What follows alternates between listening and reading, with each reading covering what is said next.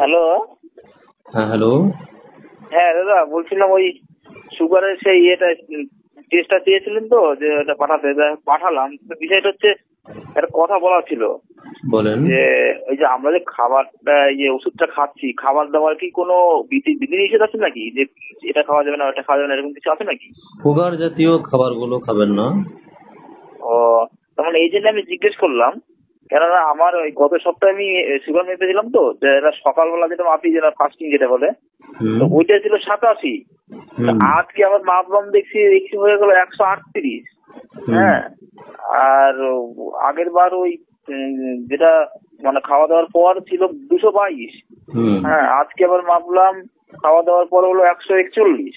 মানে এইরকম ডিসব্যালেন্স হয়ে যাচ্ছে। আমি সেই জন্য ভাবলাম যে তাহলে কোনো কিছু ভুল করছি নাকি আমার, ওই মানে আম টাম খাচ্ছি।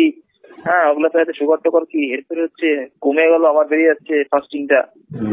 আম আম খেয়েছিলেন? হ্যাঁ, আম খেয়েছিলাম।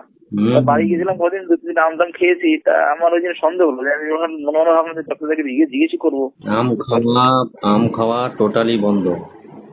ও, আচ্ছা আচ্ছা। আমের মধ্যে আর কিছু? 70% সুগার, ঠিক আছে?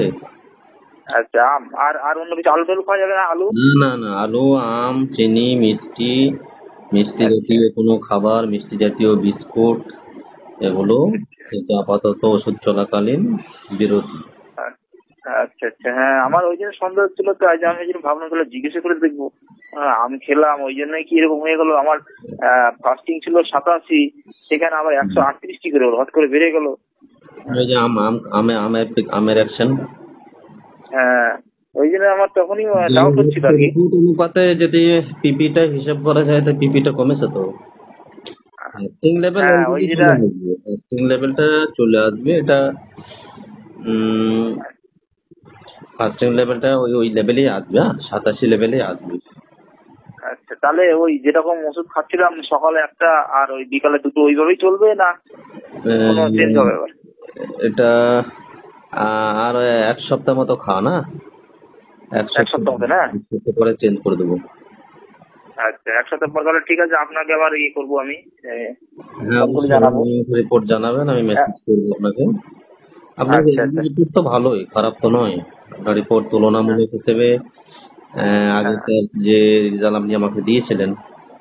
হ্যাঁ হ্যাঁ, আগের তুলনায় ভালো, কিন্তু যে আজকে একটু কম, মানে একটু লাগছে যে ওই ফাস্টিংটা আমার 87 ছিল, হট করে আবার বেড়ে গেল।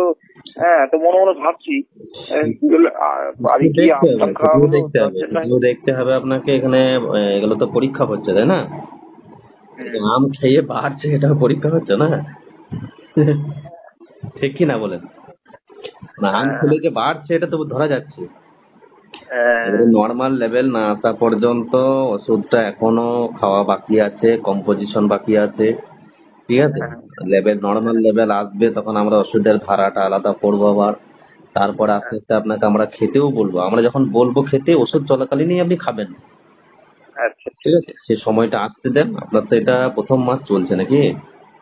হ্যাঁ, প্রথম ওই মাসে। আমি প্রথমে একবার নিয়েছিলাম প্রথম 500 মাসে। টাকা দিয়ে, তারপরে 2250 টাকা দিয়ে নিয়েছিলাম হ্যাঁ, দ্বিতীয়বার। প্রথম মাসে এটা চলছে, এখন বাকি আছে বুঝলেন। এত হ্যাঁ তাড়াতাড়ি করলে হবে না, সুগারের মতো রোগকে এত তাড়াতাড়ি করলে হবে না, এখন বাড়ছে কমছে।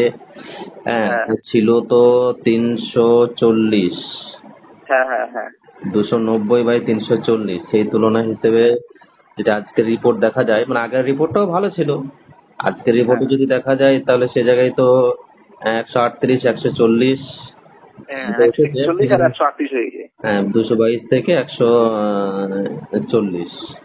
41, হ্যাঁ। এখানে যেটা রিপোর্ট আসছে সেটা হচ্ছে গ্লুকোমিটার, আপনি মেপেছেন যেহেতু, গ্লুকোমিটার আরো 10 করে কমবে।